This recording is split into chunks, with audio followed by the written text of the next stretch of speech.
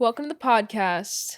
I'm Lizzie, And I'm John. and this is Harry Potter and the Second Time Reader.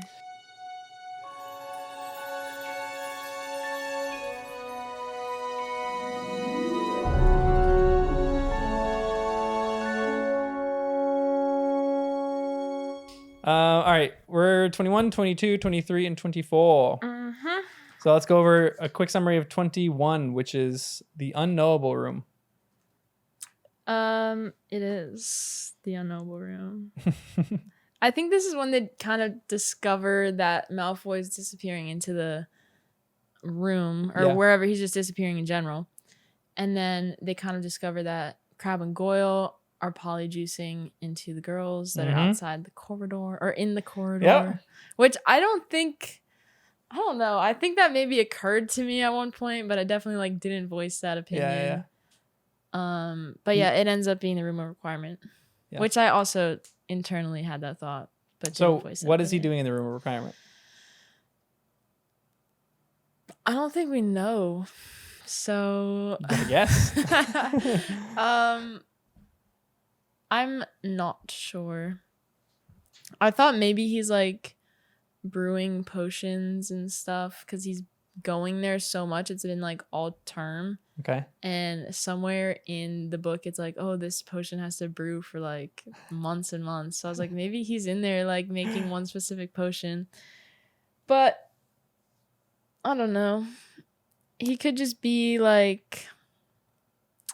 I thought maybe he's using the room to communicate with other people or some Death Eater. You can't get into school though, so I don't know how. But maybe by the when your head pops up in the fire. Yeah. Floo network? Yeah. I thought maybe if you could say oh, I need the Floo network, maybe you could get your own little channel of that. And then he could talk to his dad or Interesting. Voldemort. How would they be able to? I think everything. Maybe they're doing something illegally, but maybe there's a fireplace in the. I mean, it's a room requirement, so you can kind of make it to be whatever you want. So I'm actually curious about that. If you're I need a way to get in and out of the castle, if the room of requirement would do that, or if it is the room of requirement more so protection of the students. So I don't know if it would actually be able to do that, but. I don't know. Maybe that's a good point. Maybe there's something inside the room of requirement that can make him communicate with the outside world, or maybe make him bring people in. But the only issue is with that, if he's trying to bring people in, why hasn't he done it yet? What do you mean? Through the Floo network? Yeah. I'm just saying he would use it as communication. Just communication. Okay. Gotcha. Or somebody's checking up on him, seeing if he's actually doing his task. I don't know. And then maybe that's why he's so sickly looking, because he keeps getting reprimanded by people that you're failing, you're not going to do this. I like that. Pivoting real quick, just at the beginning of this chapter, there's one line that says this, and I want to discuss it because this ties into our Dementors discussion. Okay. It says, Harry fully expected to receive low marks on his because he had disagreed with Snape on the best way to tackle Dementors, but he did not care. Slughorn's memory was the most important thing to him now. How does Snape tackle Dementors in a different way than Harry that Harry disagrees with? I think it's the opposite, because if a Dementor is drawn to the happiness, I thought maybe Snape has no happiness in him whatsoever. So if you are so depressed and so sad and you can think of something that brings you down so much, the Dementors will lose you. That's cool. Because I kind of think of it as a metal detector where it's kind of hot and cold. They're just going to the vibe that you're putting out, your happiness, your energy, whatever. So I'm if you can suck it down to nothing, where you have no happiness, you have no joy, you just think about someone dying. You were just a shell of yourself. Yeah. The Dementors kind of lose you, and there's nothing for them to find.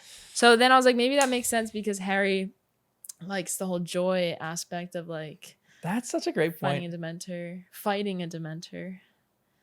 So I don't know. That was my only thought. I did sit there and think about it for a while. I was I don't know. That's a very cutting point, because I feel that's those are two different ways that human beings deal with their depression. And I think it suits Harry and Snape's personalities. Yeah.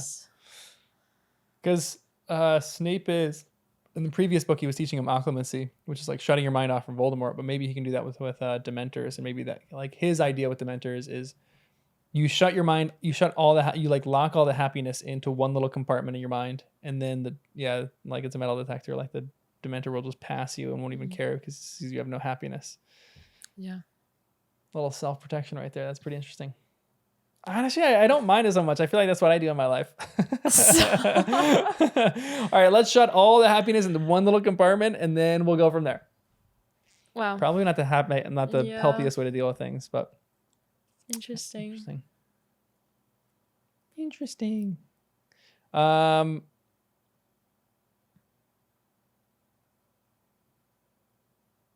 After this too, so they're running around and they have a discussion where they kind of see Tonks, and Tonks was going to see Dumbledore. That surprised me so much. Yeah, why did that happen? Like, she's at the school all the time anyway, right? Yep. That's crazy. She needs more book time. I know. If she's around, but she's not like getting written into everything. Like, why is she sad, or why is she there? Or like, why, like, explain her emotions? Is that what you're asking? Yeah, like maybe explain her emotions. Like, okay, so yeah, explain her emotions. Give me the backstory behind her. Like, we want to see her more in the text. Why isn't she? Why is she going to see Dumbledore? Why is she so sad? Did she love Sirius? The cousin. Little cuz thing going on. How distant are they? Isn't like further than your second cousin legal? Yeah, I think so. I think like, yeah. That's wild. Honestly, because they're part of the Sacred 28, right? Yeah. So there's definitely some inbreeding happening in there. Yeah, absolutely. So I'm not saying I support that, but like, she could, I guess, theoretically be in love with Sirius. But I feel like I would see just like different for her because she's young and like I feel like she's a cool person that could not have to like marry her cousin. You know? Who would you set her up with? I don't know. I mean, I know she's ended up with Lupin. Yeah. So I kind of don't even think about it. I feel like I don't know any other wizards that are like her age. Yeah.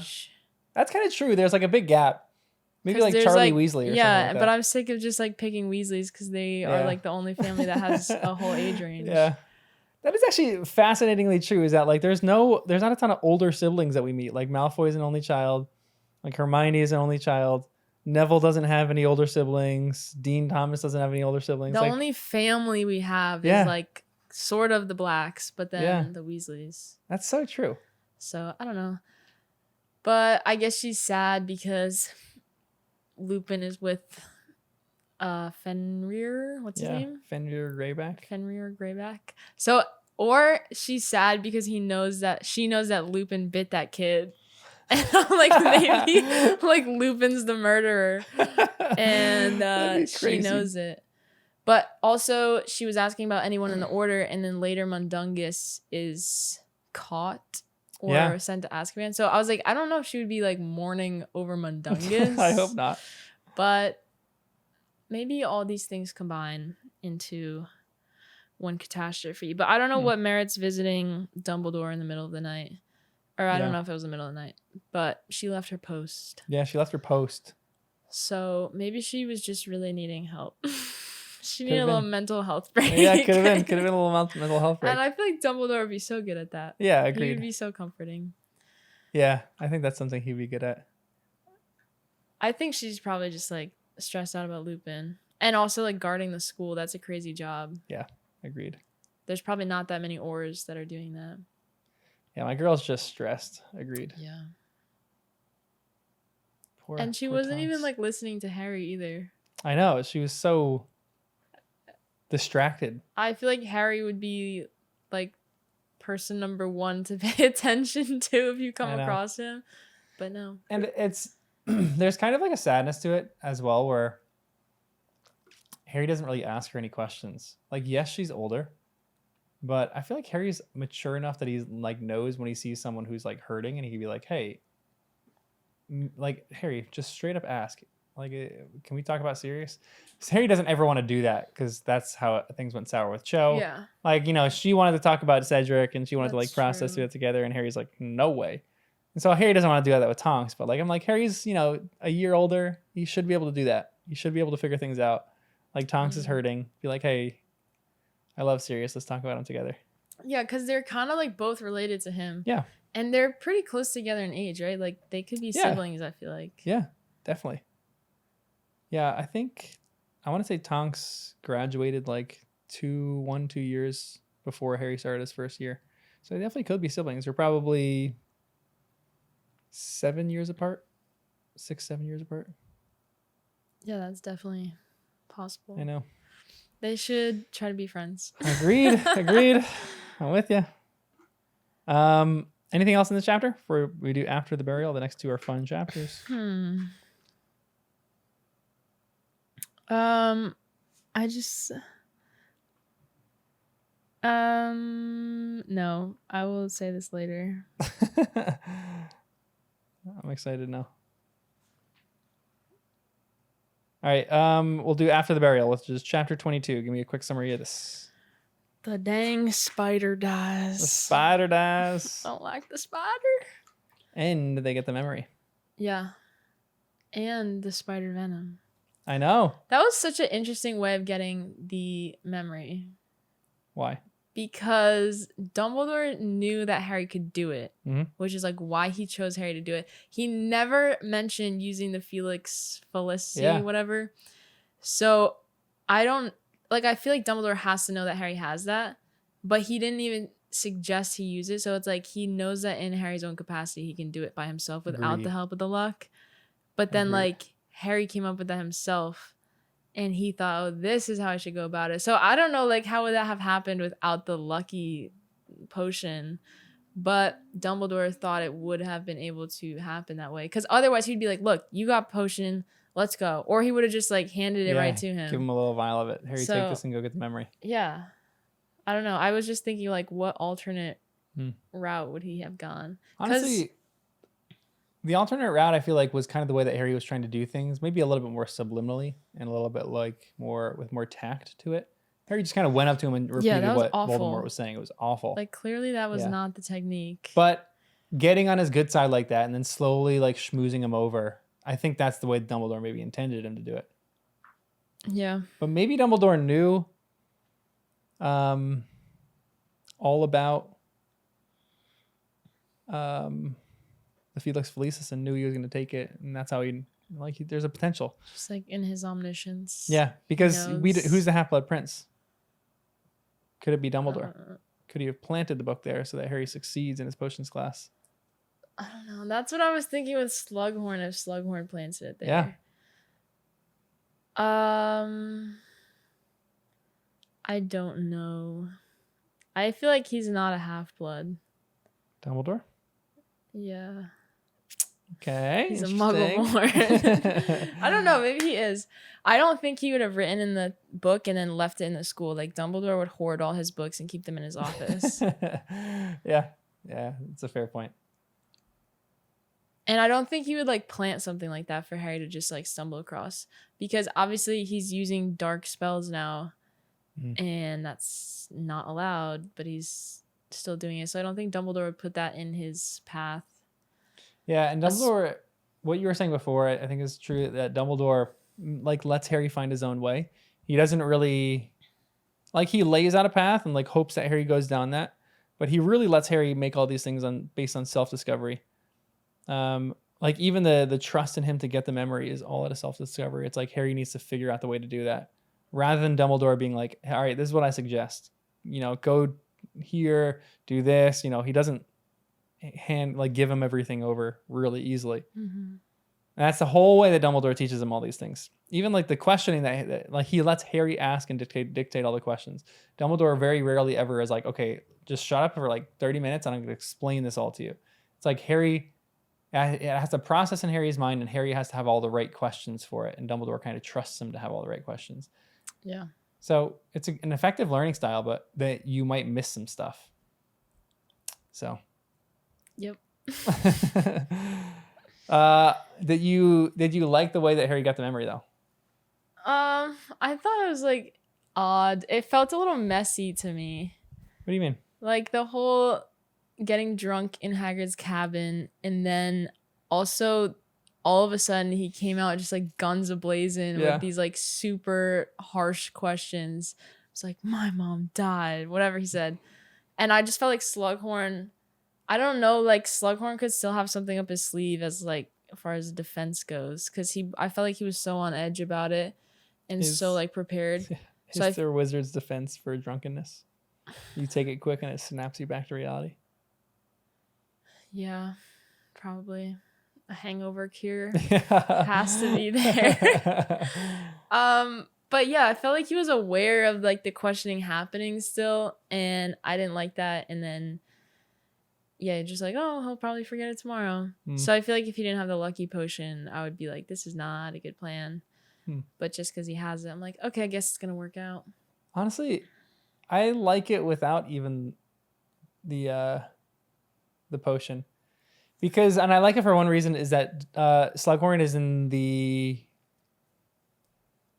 He doesn't know what he did. Like, he's trying to protect the memory. Because he's so drunk that when he wakes up in the morning, like, there's a line that says... like, he didn't know what he's doing right now? Yeah. Yeah.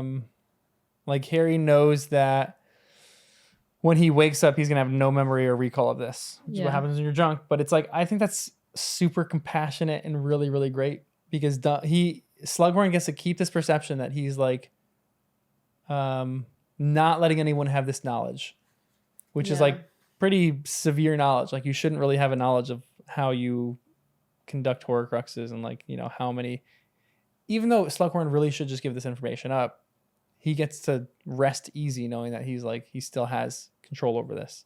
Yeah. And they actually have the memory. So I love that. It's like compassionate on Slughorn, but still they have what they need to have. And they can go forward. Like, nobody's harmed in this, which I think is great. He remains guiltless. Yeah, for sure. I mean, he's probably still as guilty, but at least he doesn't know that he actually gave it up. Yeah. And another fair point to this, your point's great, because I think it'd feel better for Dumbledore or for Slughorn if he actually willingly gave this up and was like, you know, okay, I'm going to just like deal with all my guilt at this moment. And like, if you can figure out a way to defeat him like this, great. Use this to your own advantage. I'll help you in any way. It would have been great if Slughorn came to that realization himself, but he's too prideful of a person, I think. I think you could sell it to him, though, as, like, you're the only person, like, you're the last step in this pathway. Like, if you give us this memory, Voldemort's going to get defeated. Like, you're so important. Yeah, like, just butter him up. Yeah, that's a great point. But that's not what happened. And I guess that's all because Harry ruined it right in the beginning, so then he was super on edge with him. And it's to Harry's credit, too, because he's not manipulative. Like, he almost didn't know how to do this. He, like, didn't want to do this because it was kind of icky and kind of manipulative to, like, steal this memory from another person. Yeah, he was just, like, trusting the Felix. I know. So and he's doing nonverbal spells, too. Like, he's filling up the bottle. Yeah, it's great. Cool. I love that. Yeah. It'd be fun to take Liquid Luck. What would you do? Did we already ask that? Yeah, I think, but it's a great question. I think you said just a normal day, right? Yeah. Just have like a great day. Yeah. Nice. Like, just take it in the morning. Nothing to do that day, and just like see where the day goes. He still has some left, and I'm so curious. Yeah. As to why or where that's coming back. I know. He didn't do all of it. So when is he going to take the rest of it? What do you think Harry's going to do with the rest of it? Yeah, that's the real question. I think he might give it out to people. Interesting. I could see like one of his friends having a moment where they need it and Harry would give it to them. But I don't know, like doing it whenever he goes with Dumbledore on this mission, like that almost seems risky to me. I don't know, like I don't trust the luck. Yeah. And I don't know if Dumbledore would let him do that either, because you want to be like fully there. Yeah, very true. Because it seems like a little like tipsy to me almost, like when you're like half drunk almost. Yeah. So I don't know. But yeah, Liquid Luck is a weird thing. It's like, yeah, again, one of the questions is it placebo or not? It's a fascinating question. I don't think it's placebo because Harry wasn't even thinking for himself. Like Ron's experience is placebo.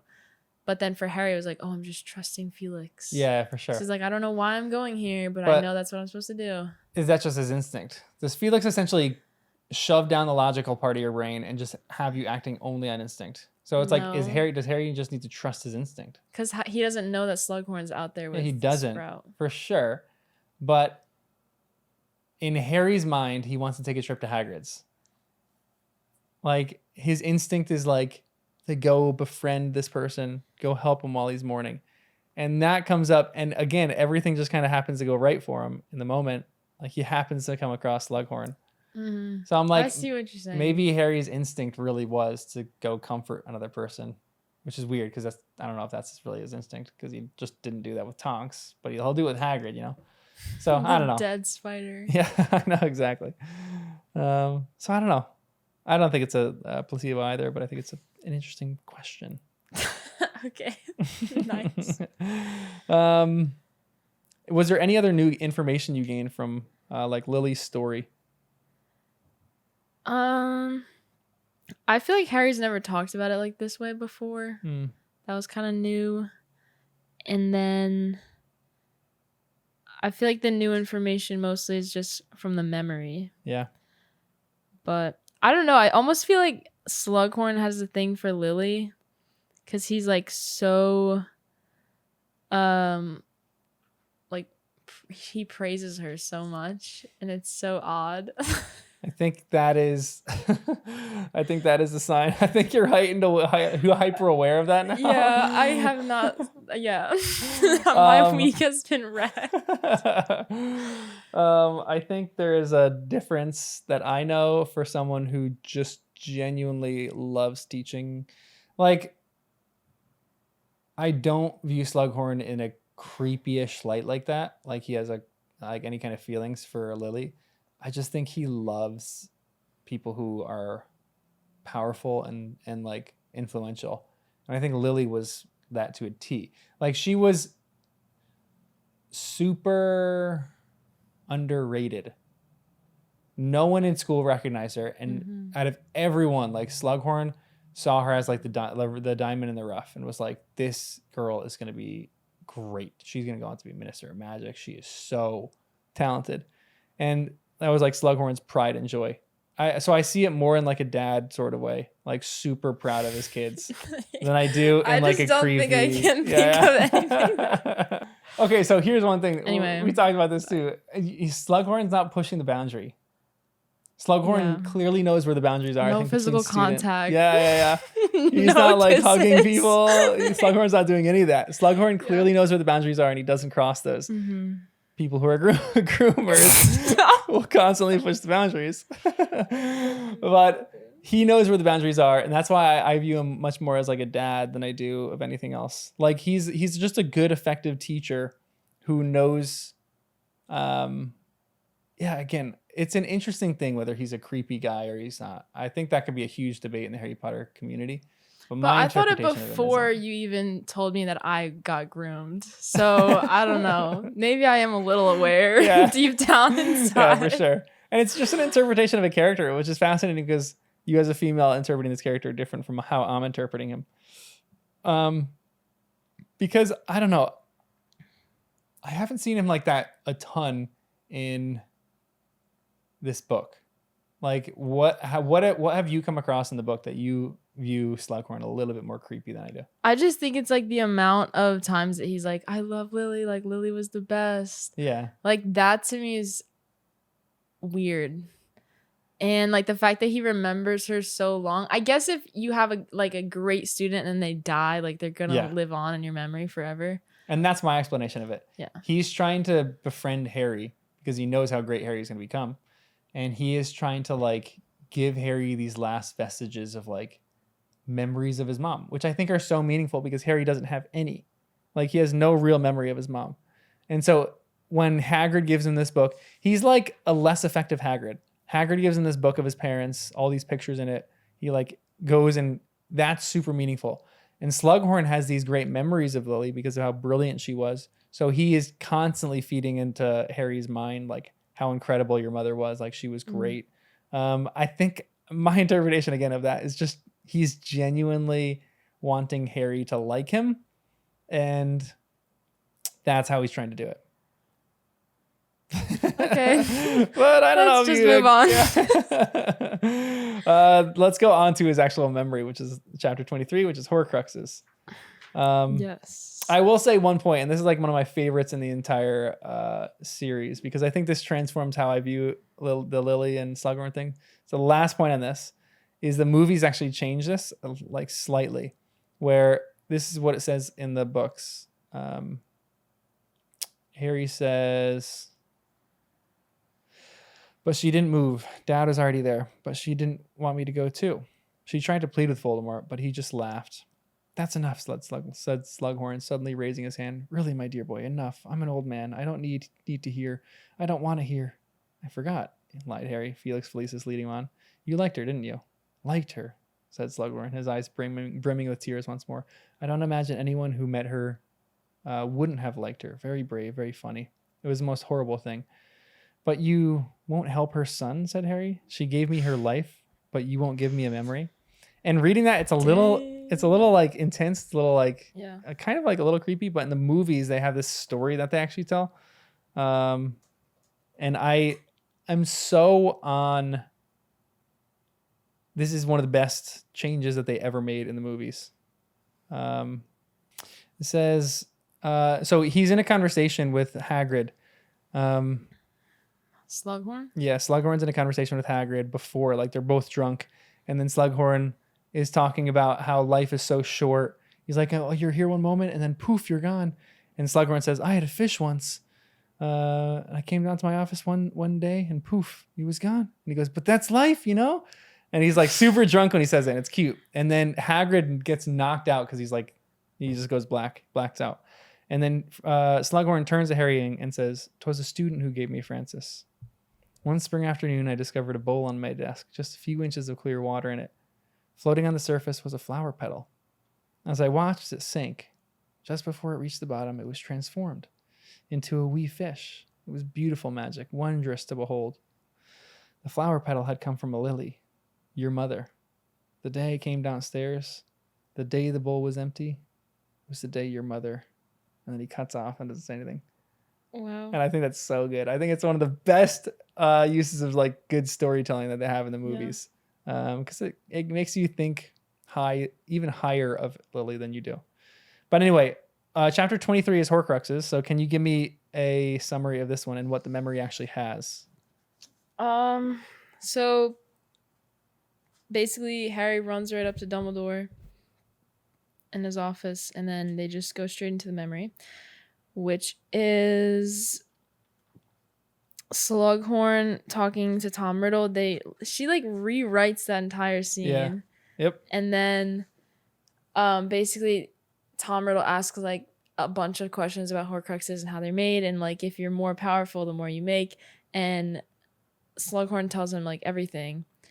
And he like Slughorn's kind of uncomfortable. Mm-hmm. He's like, what are you talking about? Like 7 is like crazy. How do you kill that many people?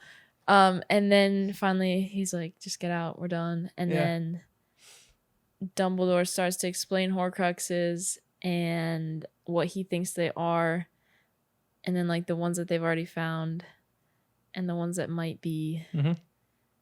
And I think that's and it. Some of your predictions. Let's We're go. pretty dead I was on. so happy. It was great. I felt like, what do you always say? Like the synapses are firing, but they're not landing. Yep. I was like, okay, we're finally landing connections. Some of it's slowly coming back to you. So one of the first questions that I have is it 7 or is it 6 Horcruxes? I was a little confused about that, because he said he made like 6, right? Uh-huh. So then like the part that's actually Voldemort walking around isn't a Horcrux. It's actual Voldemort. Yeah, it's not a Horcrux. So then 7, I'm assuming, would be like Harry. Interesting. Because one has to, I was thinking about this so hard. The whole prophecy thing, that also gets unwound a little bit in here. It's like how the prophecy is made, but it doesn't necessarily need to be fulfilled. Yeah. But then it's kind of like because Voldemort chose to believe that it was going to happen, it's like he acted and then it became real. Yeah. But then Harry doesn't need to like fulfill the prophecy, but just based on his character, it's like he has no like in his own mind, it's like there is no choice but to do like the right thing and defeat Voldemort.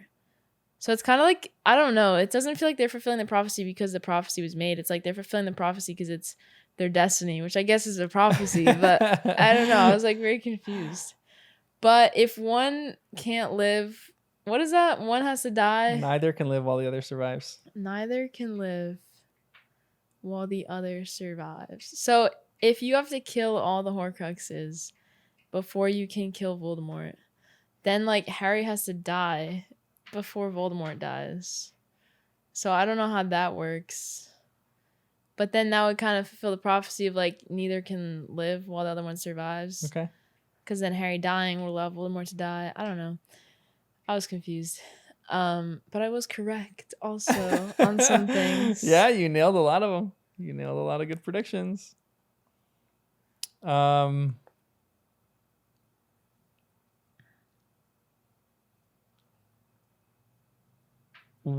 are the other Horcruxes? We've talked about we talked about your theories for what they are. Where are they? I think one is hidden in the room of requirement. Is that what Draco's after then? Maybe. I don't know. I don't know why Draco would want a Horcrux though. Huh. But I feel like when Harry entered that room, I was like, ooh, I remember this. Really? Like this is somewhere in my memory. Again, the synapses are firing. Yeah. I don't know if they're landing yet. And I thought like I remember there being multiple people in there. So I was like, maybe this happens in like the battle at the end. Like they come in here and they try to like get the Horcrux. I don't know.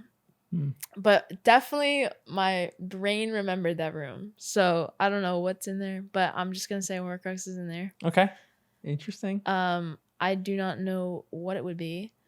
But I also think the Bloody Baron's axe that killed him is in there. Or nearly Headless Nick. Because there's that bloody axe. And I was like, oh, that definitely is like how Nearly Headless Nick died. And they chopped him with the axe. And then like somebody hid the axe. So some student murdered him. That's wild. That's what I was thinking. That's so gory. Is that wrong? Do we know how he died? No. I don't think so. So some Hogwarts student killed him. Threw the axe in that room. Dun, dun, dun. That's intense. I was like, why else would you mention a bloody axe? It's a fair point. It's a great point. Why else is there a bloody axe there? Maybe I don't know. Or maybe it's like Buckbeak's axe, but Buckbeak didn't even die. Like something got beheaded. Yeah, the pumpkin. Yeah, according to the movies, like he chops a pumpkin in half. Interesting. Okay, I like where you're going with this. Fascinating questions.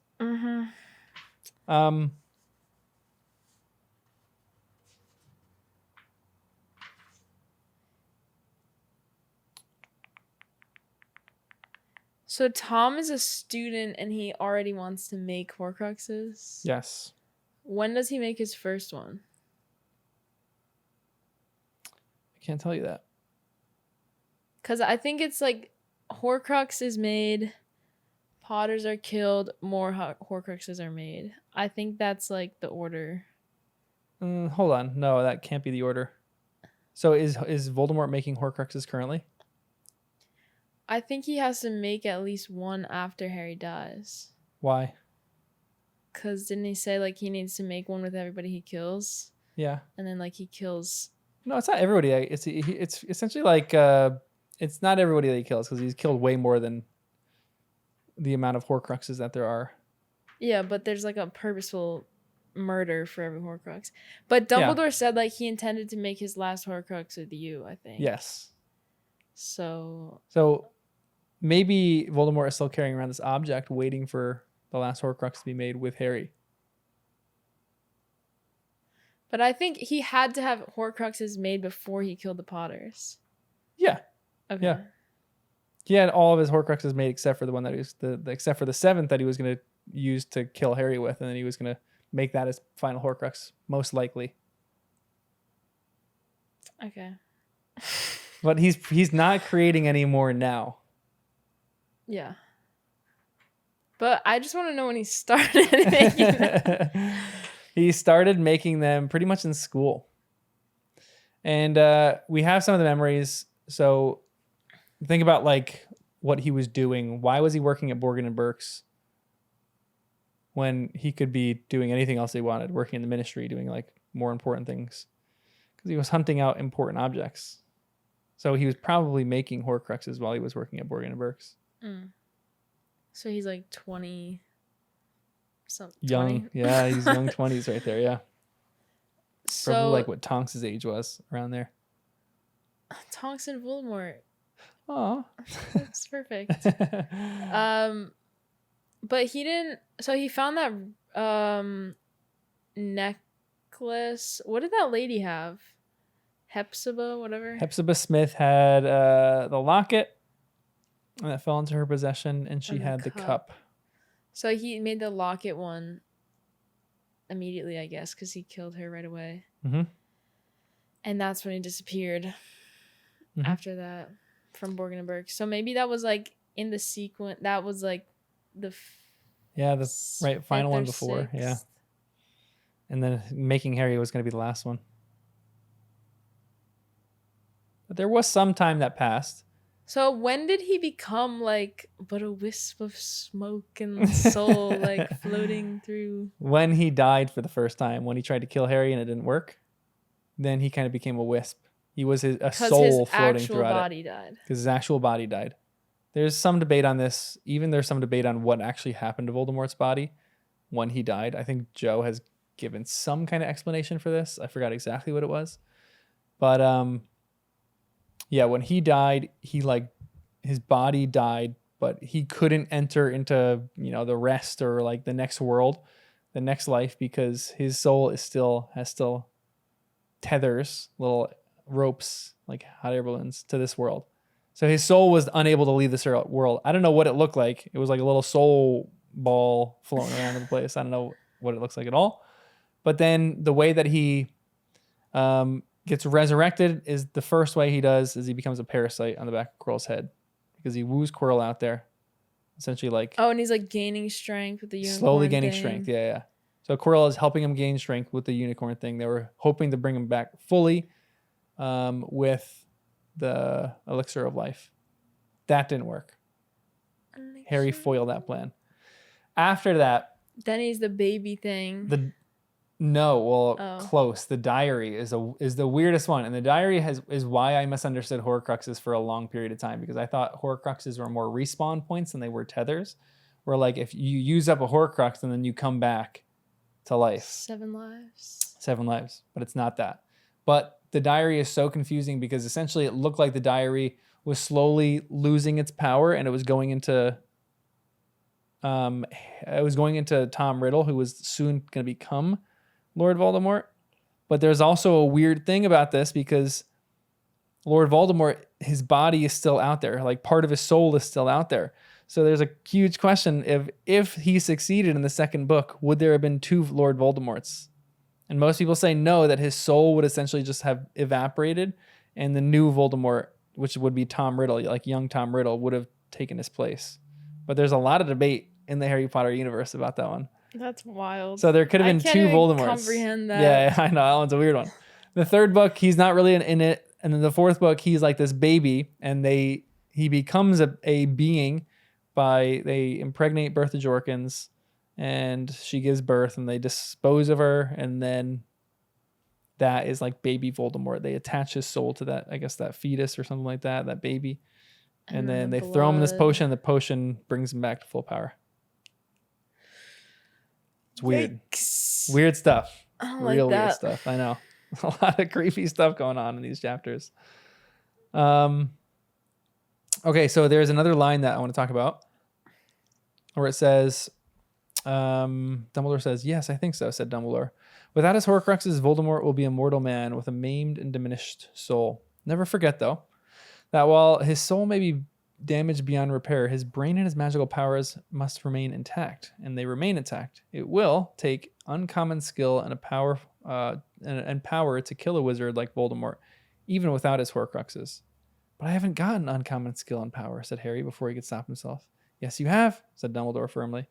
"You have power that Voldemort has never had. You can..." "I know," said Harry. "I can love." It was only with difficulty that he stopped himself, adding, "Big deal." "Yes, Harry, you can love," said Dumbledore, who looked as though he knew perfectly well what Harry had refrained from saying, which, given everything that has happened to you, is a great and remarkable thing. You are still too young to understand how unusual you are, Harry. What do you think about this idea again? I mean, we've talked about this a lot, but does Harry possess any other skills besides love? Yeah, but I guess the standout thing is that he does love. Yes. So I see the importance of why it's necessary. Okay. And then I guess one of the final ones in this chapter is, how do you actually destroy a Horcrux? I was like thinking you had to break it. Like the journal got stabbed. Okay. And I'm assuming you need to make like a point where the soul can like leak out. Okay. I don't like know. Deflating a tire. You just poke a little hole and the soul slowly. Because murder, like you have to murder someone to make one. But I don't even understand like why that's necessary at this point. Yeah. It's just like this random side fact. Fair point. Kill someone, find a cool object, and somehow pour your soul into it. But I don't know. And then Dumbledore banned the whole like topic from discussion, even like. Yeah, what do you think about that? Major censorship. I know. I am very anti-censorship, and that feels a little strange to me. But I mean, you don't want to have like, instructions how to make a nuclear bomb in your library. So I guess censorship to some extent.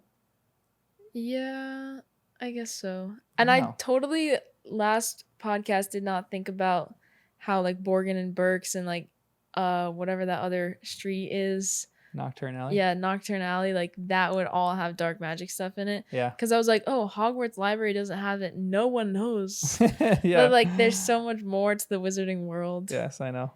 But yeah, Slughorn was like, oh, so many people get drawn to it. Like, and then I was wondering, like, why would Dumbledore ban the topic before it even becomes, like, an issue? Like, why would you assume that your teenage students are going to, like, attempt to make a Horcrux and murder people?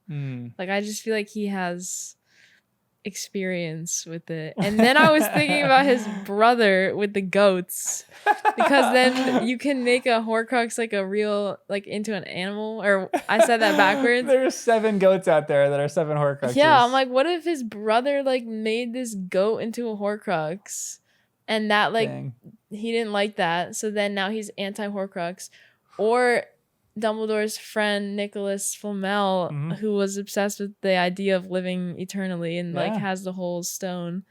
I was like, maybe he was trying to make a Horcrux too. And then I think living eternally is a little bit of it's a little overrated.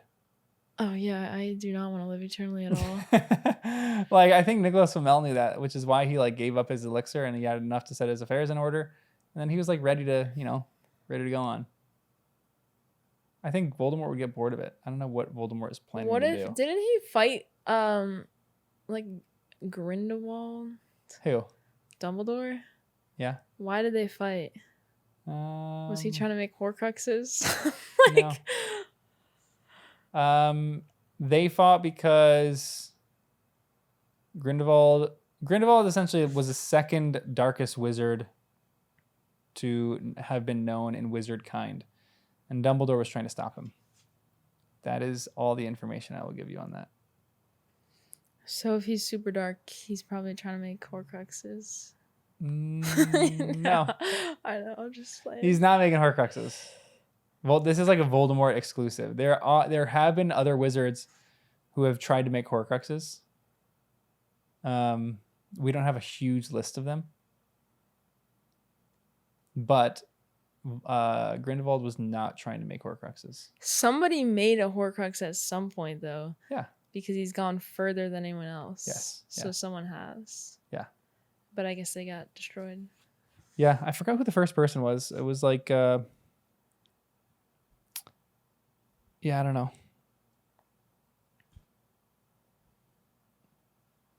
I forgot what his name is. It's like a intense name for the first person who made a Horcrux. I can't remember. Mundungus. No. It was way, way earlier than that. And then Dumbledore can see the means of concealing it, which is a whole nother level of Dumbledore's power, which got me. I was like, that's insane. Because he's like finding it by being aware of the fact that something is hidden there. Yeah. It's like he's not even finding the thing. It's just like, oh, that looks suspicious. Yeah. Oh, it was Herpo the Fowl, who was the first breeder of a basilisk. Herpo the Fowl. What a name. Herpes? He definitely had herpes, and he was mad about that. Wait, say that again? Herpo the Fowl, who was the first breeder of a basilisk, and also the first maker of a Horcrux. This guy was dark. I would love a movie about this guy. Ooh. This whole movie would be how he had herpes and they started making fun of him as a kid. He probably got herpes from the basilisk. And then the disease was just like named after him. That's how herpes came into being. Wow. Wild. That's crazy. Herpo.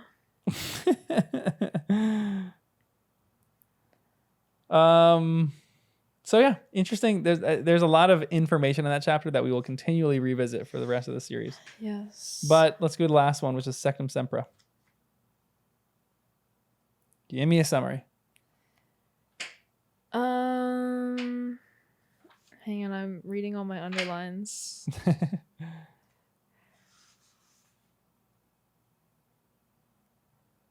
Okay, this is when...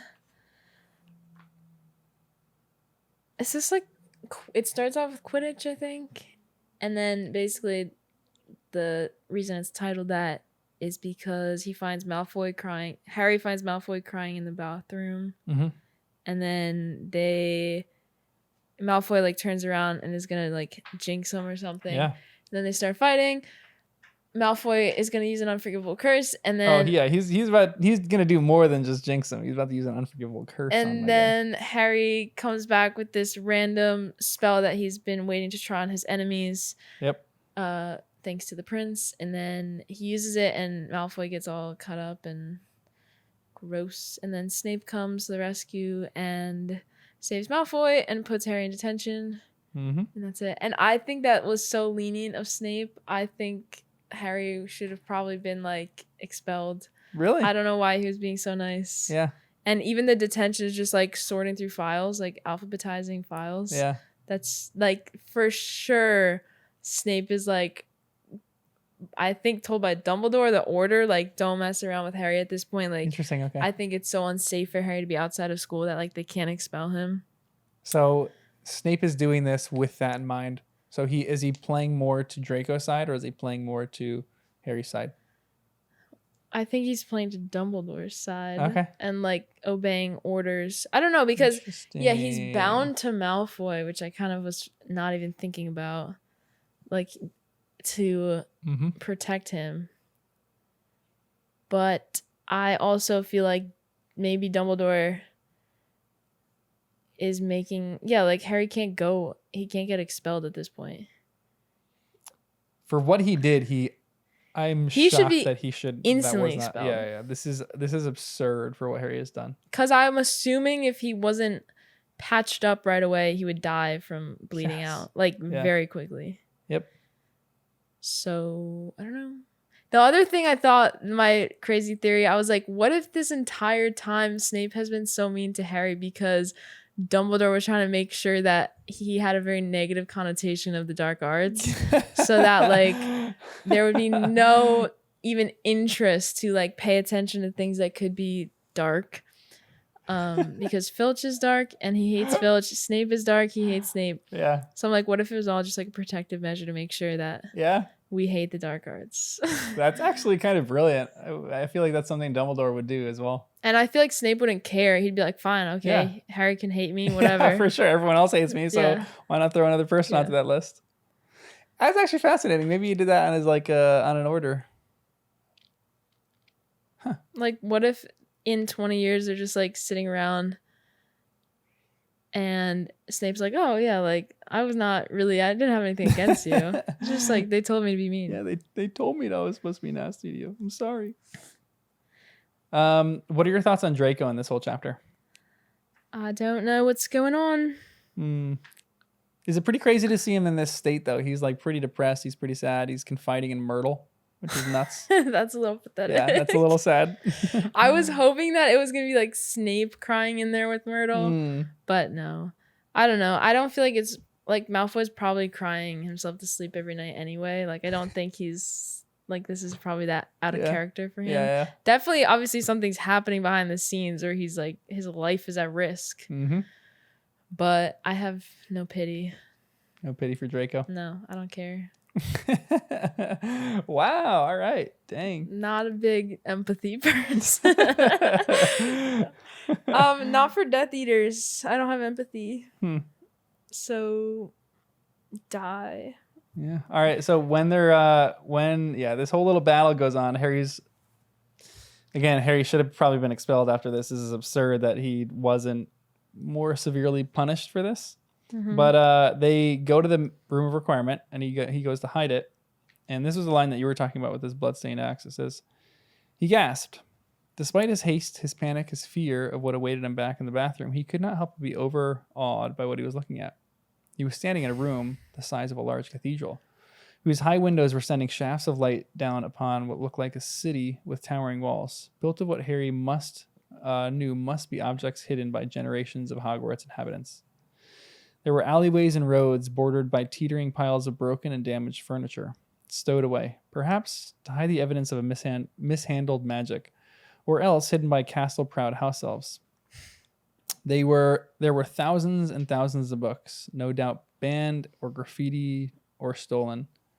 There were winged catapults and fanged frisbees, some still with enough life in them to hover half-heartedly over the mountain of other forbidden items. There were chip bottles of congealed potions, hats, jewels, cloaks. There was what looked like dragon eggshells, corked bottles whose contents still shimmered evilly, several rusting swords, and a heavy blood-stained axe. So you think that axe is some significant importance right there? I think so. Like, why is that the last thing in the list? I would go in there and I would like take whatever I want. Yeah, right? It'd be so cool to just chill in there for a little bit. There's so many fascinating objects there. And even when they have this, they like look on this again where he hides it. It says he stuffed the Half-Blood Prince's book behind a cage and slammed the door. He paused for a moment, his heart thumping horribly, gazing around the clutter. Would he be able to find the spot again amidst all this junk? Seizing the chipped bust of an ugly old warlock from on top of a nearby crate, he stood it up in the cupboard where the book was now hidden. Perched a dusty old wig and a tarnished tiara on the statue's head to make it more distinctive. Then sprinted back through the alleyway of hidden junk as fast as he could go, back to the door, back out into the corridor where he slammed the door behind him and turned it back at once to stone. It's like, this was even, it says he hurried past an enormous stuffed troll, ran on a short way. He took a left at the broken vanishing cabinet at which Montague got lost in the previous year, finally pausing beside a large cupboard which seemed to have had acid thrown at its blistered surface.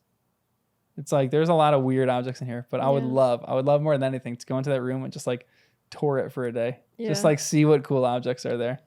It'd be so fun. I know, honestly. I feel like it's the archive of a museum almost. Yeah, seriously. Just like I always wonder what like underneath the Smithsonian's like. And it's even like cooler than a museum because it's like banned objects. Yeah. It's like there's cool stuff in there that you can still use. I wonder how many dark things are in there though. Like some of that stuff does seem kind of heartless. Like a bloodstained axe is like, okay, so someone got murdered in the castle and they were hiding the murder weapon. That's literally pretty intense. So can you like reverse like the spells on like a normal weapon and see who it murdered? Maybe. Can you like cast that spell into that actually be kind of fascinating. A normal thing? See who it murdered? Because maybe there's some magic in that. I don't know. It might be. It's probably not. I mean, if it's goblin made, it might have some magic in it. Goblins instilling some of their magic into their weaponry. Your hair is crazy. Oh yeah. Yeah. What's it's the like sticking up? Yeah. That's right. That's good. What's the coolest object that you ever just found randomly? What do you mean, like stumbled upon something? Yeah. Or like found in like a bookstore, like you found like something rare and you're like, oh, this is cool. I don't know. I feel like in my yard when we were kids, my siblings and I would go down and like we have like a little bit of woods and then a stream, and we would always find like old metal objects that are like coming up out of the ground because our house, like, it used to be a hay farm, so we found like boot buckle straps and like old saddle things. That's so cool. And tools, like some really big stuff. We found like the metal band that goes on like a big barrel cask. So like that's cool. And like I was like a big history buff when I was little, so I would go on like all these tangents and be like, oh, I'm making up stories for all this stuff. But it is fun to just find that stuff. There's like a thrill to it. Yeah. And then we made up a whole story about who it was, because one day we found a brick with like somebody's name inscribed in it. And yeah, it's just stuff was always floating down the stream. Wow, so you just get scared? I think he like did that and that was his ears. Oh, really? Oh. I don't know. You're right, bub.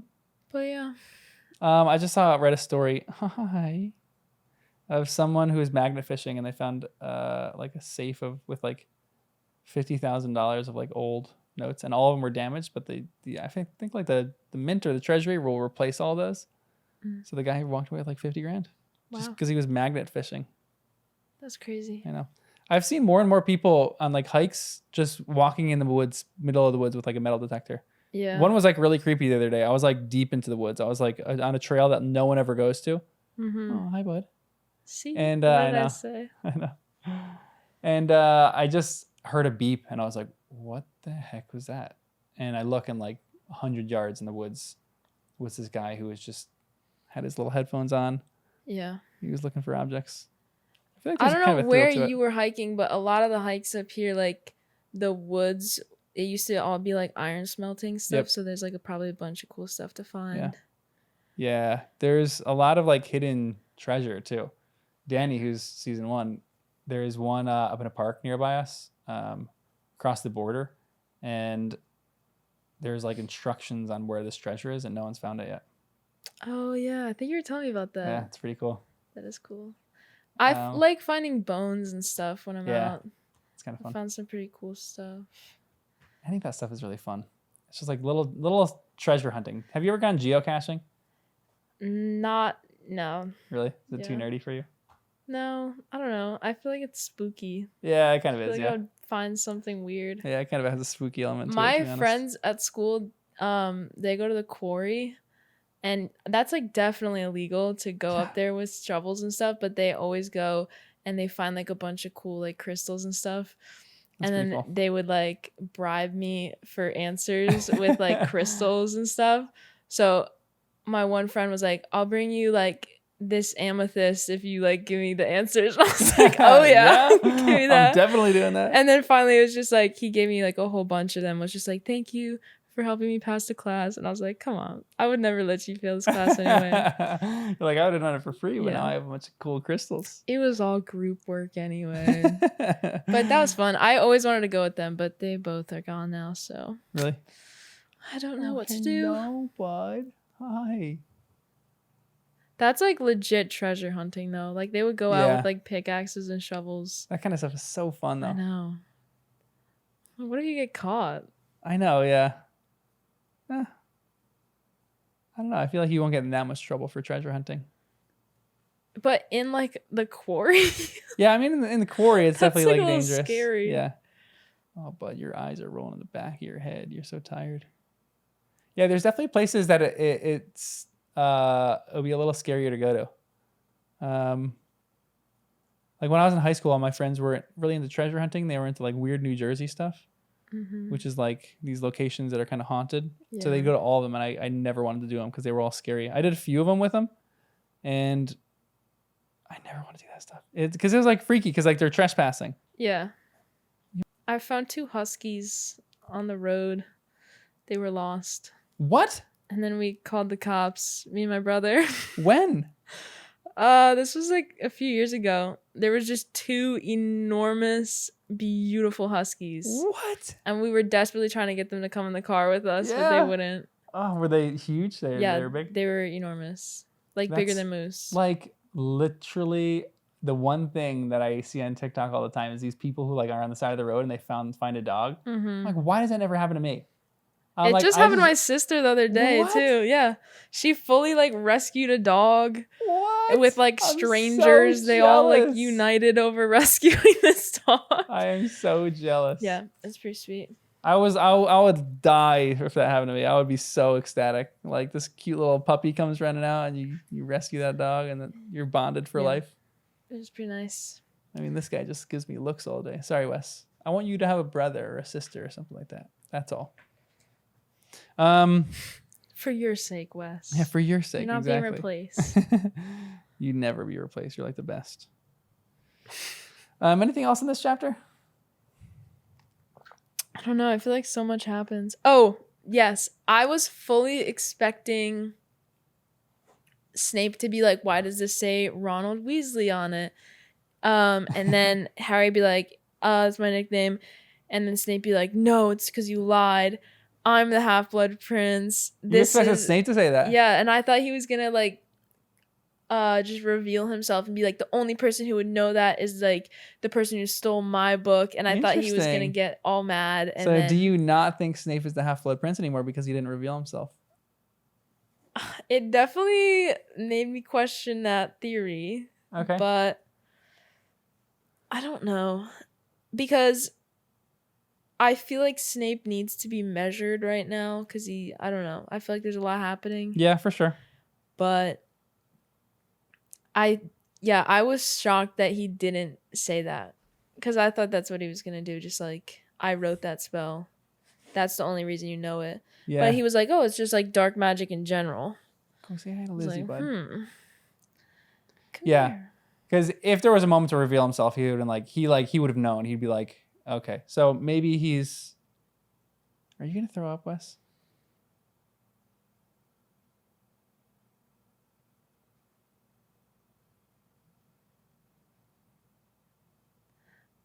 I think he's right. I think like maybe he was maybe that's like a runoff where he's not necessarily the Half-Blood Prince because he didn't like say, hey, how do you know this spell? That was my spell, so you must be having my book. You must be stealing stuff from my book. Or he's gonna wait till like detention someday. Maybe. And just do it then.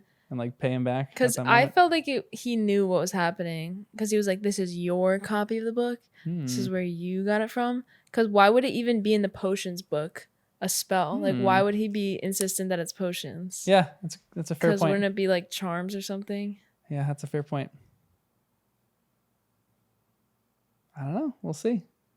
We got a few more good chapters in this book that we'll get to when we get to. Any last things? You know, I could go on and on. This was what I said I was going to say later. I actually did the house cup and stuff for you. Oh, yes. Let's go. I have answers. All right. House cup. Give me the last 3. House cup. My house. They're all very random, but my house cup is Ron. Why? Because I just loved Ron in these chapters so much. Like, he was kind of sassy. Yeah. And he was like standing up and like actually talking. I don't know. I just really like Ron.